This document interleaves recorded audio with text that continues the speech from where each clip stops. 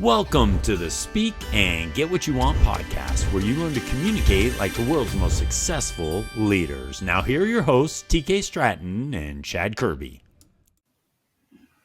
All right, welcome to the Speak and Get What You Want podcast. Excited for our guest today, Aaron Ducher, who's extremely successful in real estate and has had the ability, probably from a young age, to effectively communicate and has leveraged that to get him to where he is today. Aaron, great to be with you on the podcast today. Yeah, thanks for having me. I'm looking forward to it. This is going to be good. And Aaron, let me just start with this question. It's always been easy for you to build relationships in a business like real estate, where it's so heavy it's based in relationships. All relationships. Yeah. Tell me, what is it that has been your what is it that has made you so successful in building those relationships? I think there's a number of things that come down to where that goes, right? I think there's some natural abilities where people are either just, charismatic or friendly or are able to strike up a conversation anywhere. I think that goes a long way. But you can be a charismatic asshole real easy, right? Just because you're charismatic doesn't mean you automatically win the card of building relationships. Right. And so for me, one thing is, and my wife can attest to this, I just hang on to people, and I probably hang on to people too long, and maybe sometimes what I shouldn't, but because of that, relationships are important to me. And so like, if I have a client today, I want that client forever. If I have a client from 15 years ago, I want to be their broker again today. And I'll stay in touch with them, and I'll, follow up with them. And that's one of my key things is follow up. I believe that that's massively part of my success, is that I just follow up with people till they say, hey, I want to do a deal, or quit contacting me. You're driving me crazy. And that, I think, in the ability to want to know how people are and what they're doing, makes a big difference. So my clients, it's not like I just call them up out of the blue. They're like, oh yeah, it's Aaron again. So I think that's where it's really played in for me over time. Oh, that's phenomenal. That's great. I hope everyone listening heard that, because what you're saying there, Aaron, is that you're constantly creating that connection. It is not something that you just do here and there or occasionally when you need something from somebody, but you're always creating that connection. And from what it sounds like, you're always intentional about it. So yeah, I try really hard to be. Yeah, but how do you stay on top of that? Because you're busy. Before we even came on the air, I was like, Aaron, how's it going? And you're like, it's busy, but it's good. Yeah. So tell me, how do you constantly, intentionally create those connections? Couple things. One, technology is your friend. And I don't think it has to be spontaneous to be real, and I don't think it has to be just whenever you think about it for it to be real. Like, schedule those things out. Like, I have a list every Monday that rotates every 4 weeks of people that I want to check in on, and that's not even just business wise. Now, business wise, I have a CRM and all that stuff. So, right, like, it's pinging people and it's doing things. But like, I have a list of friends and family that I'm concerned about for one reason or another, or maybe they're going through a hard time. Every week, here's my people I'm going to follow up with this week. And then I just sit down and I write them a text, or I send them a card or a call. And it doesn't have to be anything big. It's just, hey, just thinking about you. Want you to know I'm here. If you need anything, let's go to lunch or grab a happy hour or whatever. So I think technology is your friend. And I think the other one is if you get the impression to like call someone, do something, text something, there's a reason. And maybe it is business. Maybe it's financially motivated. Maybe it's just that they need to hear from you. And so I try really hard. And again, life's busy, so it's not always that great, or not always 100% success rate. But if it comes up, then I'll text them right then, or I'll give them a call right then and just say, hey, wanted to follow up on this. And that's mostly my business stuff too. Like, hey, your building's going along great. Looks like we're going to close in a couple weeks. Everything's nice and calm over here. If you need anything, give me a call. Yeah, that's amazing, Aaron, that you do that. That's something that, the number one, and I work with a lot of attorneys Not for helping them grow their firm, not for a personal standpoint, but what the number one complaint that attorneys will get to the bar association. Okay, the number one complaint, and all of them would know. If I was in a room full of attorneys right now, I'd ask them this question, and they all know the answer, and it is lack of communication. And they don't communicate to, and they'll say, Chad, I have nothing to communicate about. But what you just said there, when you said, hey, looks like everything's on schedule, just wanted to let you know, and keeping in touch with them during the process, Aaron, there's great connection that happens at that time. And then they Yeah, feel like they're in the loop. exactly. And then it's not, because one thing I realized early in my career is if there's silence, usually that means everything's okay. But that also means that there's a chance that something could go wrong instantly and you're not in front of it. And so if there's silence, just hit them. And I tell my team this all the time. I'm like, just shoot them an email and tell them there's nothing new on the market. If there's nothing new on the market, communicate that to them so that they're not frustrated and go, well, I haven't heard from you in 5 days.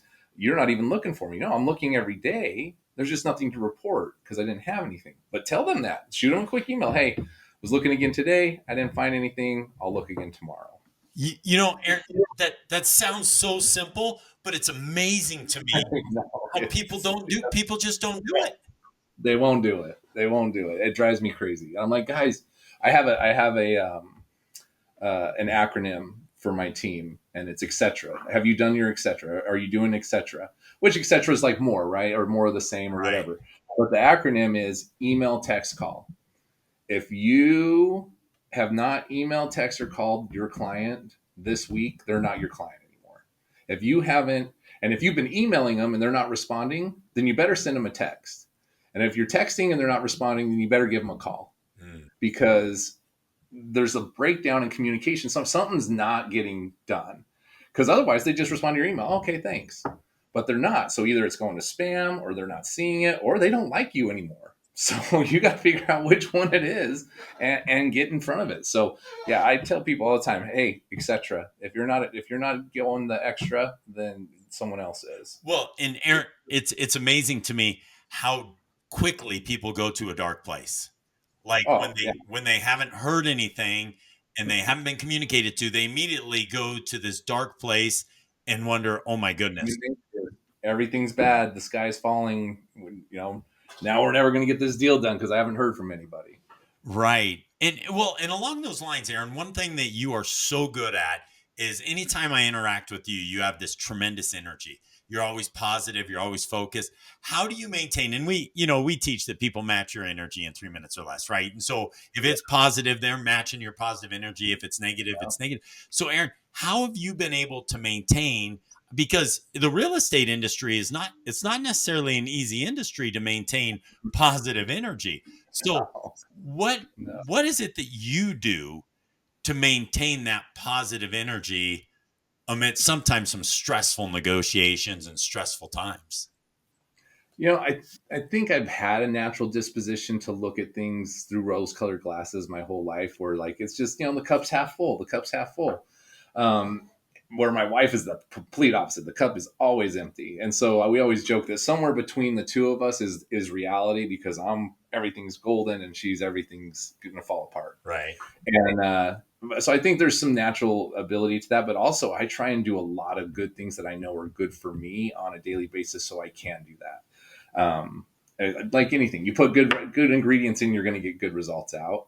And so I make sure and get my workouts in. I'm a heavy sauna cold plunge guy. I like to read good books. Like you listen or go look at my Audible or see the books. Like my books aren't a lot of fiction and stories and anything. My books are how to be a better dad, how to be a better business owner, how to make my mind stronger, how to make my body stronger. And so it's a lot of like self help and um, uh, energy and mind work and different things on how to look at stuff. So overall, I think you have to put good things in. And I think that you can't let any of your failures or the things that didn't happen destroy you because some people, a deal will fall through and they're like, well, that's it. I'm never going to try again. Well, no, like my business is built on consistency. It's just you're going to go and you're going to do the same thing again today that you did tomorrow, that you're going to do the next day and the next day because They're not all going to go through. Most of my deals don't go through. And so I take every deal as it was a good deal. Some people be like, oh man, you wasted, thousands and thousands of dollars and hundreds of hours and that deal never went through. Yeah, but here's what I learned from that deal. I learned not to do this again. I learned that this type of financing doesn't work. I learned that this type of negotiation doesn't work. Or I just learned that that guy's a jerk on the other end and wasn't going to sell his property anyway. Like, there's a way to learn from everything. And so I always say, if you learn something from it, it wasn't a failure. And if you pick yourself back up again, you're not losing because you're still moving forward. Well, and Aaron, you bring up several great points there because a lot of people will think to themselves, okay, Aaron's got great energy. He's very optimistic. Well, he's just wired that way, right? But you said a few things there I just want to make sure everyone heard. And that was first that you take care of yourself. Like Absolutely. you put in the necessary effort to make sure that you are good, right? I look at it And like then you plane, right? Everyone always says you got to put your mask on first so you can help other people. right. Well, I've seen that where people pass because they think, oh, I'm not going to do anything. They pass out and then you're no use to anyone. So if I'm not taking care of me, I'm no use to my team. I'm no use to my employees. I'm no use to my family. I have to take care of this first and then I can help everyone else. And if I'm taking care of this, then I feel good. I like it. Life's No, good. that's phenomenal insight because you take care of yourself physically, you take care of yourself mentally. You mentioned that you in Audible, you're always putting in those positive instructional books that are helpful for you to get you to where you need to be. So you're putting forth the needed effort to get into that place. And then you're stacking the odds of success in your favor. If you weren't taking care of yourself from a health standpoint and a mental standpoint, then you wouldn't be able to show up. But then there's one thing that you mentioned lastly that I think could be the most important is that consistency. You are consistently putting in the effort every day. And a lot of people just don't want to be consistent. Yeah. Yeah. They wake up, they do it one day, or they don't see results in 5 days. And I think that's a big thing, especially in my world, because our deals just take so much longer. And I tell people that want to break into this, I'm like, you have to be willing to starve for a year just to get your deals to start going through and build your pipeline.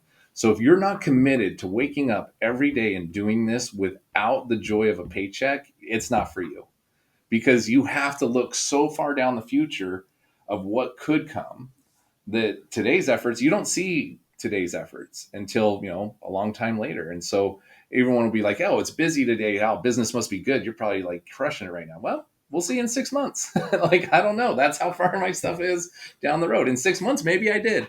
In 6 months, maybe I didn't. We'll see how it goes. Well, and you touched on this a little bit, Aaron, and I just want you to expound on it. And that is the lessons you've learned from failure. And so you sit back, and obviously you've been exceptionally successful, and a lot of people look at you, and you're like, "Wow, Aaron is so successful." But what about those lessons that you've learned from failure, and how you've not allowed those failures to keep you in a rut or a low point? You know, I, the story always depends on who's telling it, right? You can tell the story and go, oh, here's all the bad things that happened to me, and this is why it was so hard. Or you can take that same story and flip it around from a different perspective. And like, here's all the good things that happened to me, and this is why it's so great. And so I think, however we want to tell that story, people look at me, or they'll talk to me and they'll say, "Hey, man, you've done this. I mean, this must have been great, and you're like such a good success story." I'm like, well, if you want to say it that way, yeah, it's been a fantastic success story, and I do. But you could also say it's a horrible tragedy because of what I have had to go through. But I just don't focus on those points. But I also, like I said, I'll learn from those situations. Um, just to tie this kind of all together, when I was a kid, whatever scared me is what I wanted to do because I didn't want to be scared of stuff. And so as a kid, I was like, I'm scared of heights, so I'd find the tallest tree, climb the tallest tree. Okay, the tree's now the tallest thing. Well, I'm going to go find the tallest building, get on top of the tallest building. Well, and then I got to, okay, now there's a radio tower. I'm going to climb the radio tower. Scared to death, shaking, incredibly because I'm just so scared. But now I'm not scared of heights Hmm. because I went and did what I was afraid of. Well, the Great Recession happened. We had a massively successful business and we lost everything. And I mean everything, down to I had $100 in my bank account. My cars were getting repoed. My houses were all in foreclosure. And I was telling my wife, don't put gas in the car because we only have like $98 left in our debit account. Like, this is not good. Wow. At the same time, we're pregnant with our fifth kid. A year later, I become a raging alcoholic. A year later, I get divorced and everything falls apart. And so you look at that and you go, you have nothing. You lost your business. You have no money. You have no assets. You have no wife, no house, no car, no kids, and you're an alcoholic. Like, what more can you do in life?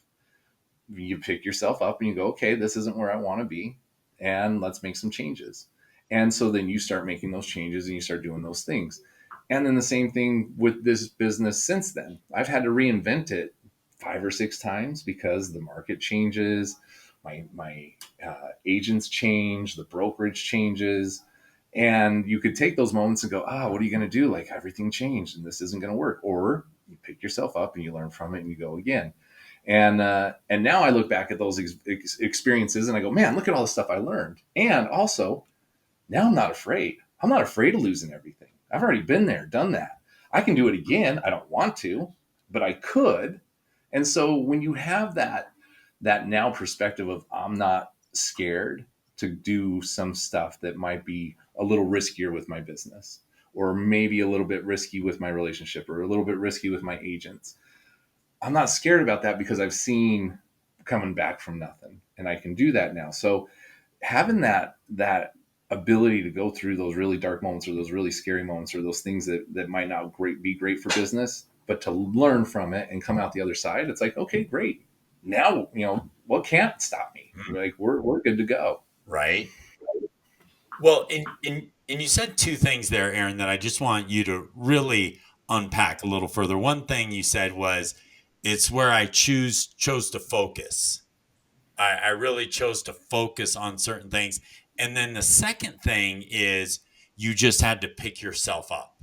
So, how were you able to focus on the positive and pick yourself up when you are in the depths of, for lack of a better word, despair, right? I mean, losing everything. And obviously, things are much better now. You can see, those that are watching this, you can see the picture of you and your wife in the background. And so your marriage came back together, and Yeah. the family came back together, and you were able to put yourself in a much better spot. But how was your ability to focus on the right things? How were you able to do that? Well, I think it's some of that consistency, right? Having a goal, writing that goal down, and saying, here's where I'm going to go with it, and here's what I'm going to do to make that happen. Then you have something to work towards, and you've got that, whatever beacon that it is that's shining for you to say, here's where I'm going, here's what I want to do. And as you continue to can pick yourself up, choose that, move through with it, go to the next one. Like, it's consistency. It's not easy at first, but just like working out's not easy at first, but the more you do it, you create a habit, you change your attitude, you change your perspective, and then, man, you're just in a whole different world. Wow, that's amazing. Creating that level of consistency was able to take you from where you are to where you really truly wanted to be. Yeah. So, what would you tell someone right now, Aaron, that maybe feeling that level of despair? Well, I would say one of the greatest things we can give anybody is hope. And I think that whether it's, you know, with my agents and giving them hope of a deal going through, whether it's my kids and giving them, hope that, hey, one day high school is going to be over. You're not going to have to do this every day. Or if it's with people and where they're at in their personal life, like, there's hope for a better tomorrow. You just have to be willing to take some steps to make that happen. I find that lots of people don't want to take the steps. They want to blame someone. They want to play victim. They want to sit in it. They're not going to do what it takes to get that movement. But with a little bit of help, or a little bit of focus, or a coach or a mentor in your corner. I mean, I say all the time, like, we have basketball coaches and business coaches and coaches for my kids swimming and coaches for my kids horsemanship. I mean, we have coaches everywhere. Why not get a coach personally that can help you through those mental challenges and to see that hope and to see what you can do and what you can be, and that they can hold you accountable and help you through those times because they are hard. That's interesting. You talk about focus, being consistent, and then Aaron, you bring it not having to do it alone, and that's huge. Yeah, you have to. Everything's a community, right? Like we were talking at the beginning, following up with certain people and creating those relationships and how you communicate. If you have that community and they're around you, much easier to be a better person when the people around you are better people and want you to be a better person. Love that. I love that. I know TK is now on the podcast with us, Aaron, and TK, you've always been a big sense of community individual. Yeah, yeah. Aaron has actually done a lot of deals for us. He's really good, and Aaron's built up quite a team. To make that happen. And I've always been interested, just kind of watching Aaron grow your team and stuff. What things have you had to do to kind of create such a loyal team? I've noticed you've had people for years, and they only work for you. And I got to think it's a lot of how you communicate with them. It's a lot of what you're mentoring and coaching with them, and they seem to just love you. And so I think that's probably a lot of how you treat them and different things. What are some things that you've done to kind of build that and keep people around so long? Because you've had a lot of these guys with you for years that I've watched you. I appreciate that. The thing that I think when I was young in business, I thought business had to look a certain way, right? You had to wear the certain tie and you had to show up a certain way and you couldn't have certain conversations and you couldn't almost just be real with people. And then I discovered that it wasn't there wasn't any in-depth relationship there. And so the more real I was with my agents, the more real they were with me. And then they started opening up about everything. So sometimes our conversations aren't even about the deal, it's about what's going on at home, which, that might not serve us too well on getting that deal done, but it's definitely going to make that agent feel better.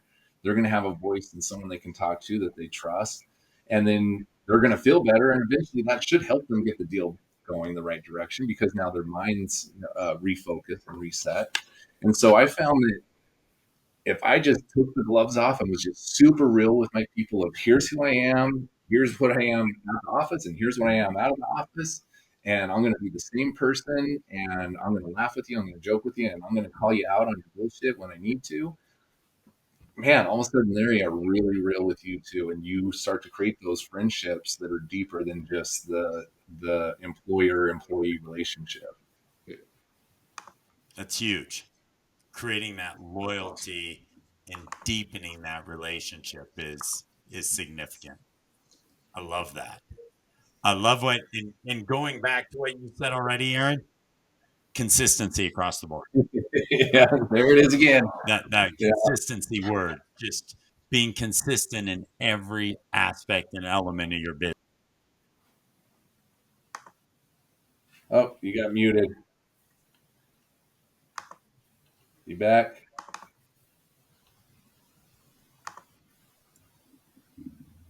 There he is. That's right. So, Aaron, phenomenal insights, great information. Loved having you being on the podcast. We're gonna have to get you back again soon.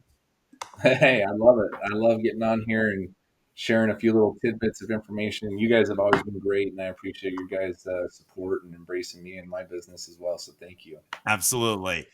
Great being with you, Aaron. Have a great day. See you, TK. Awesome. Yeah. We'll see you Bye guys. now.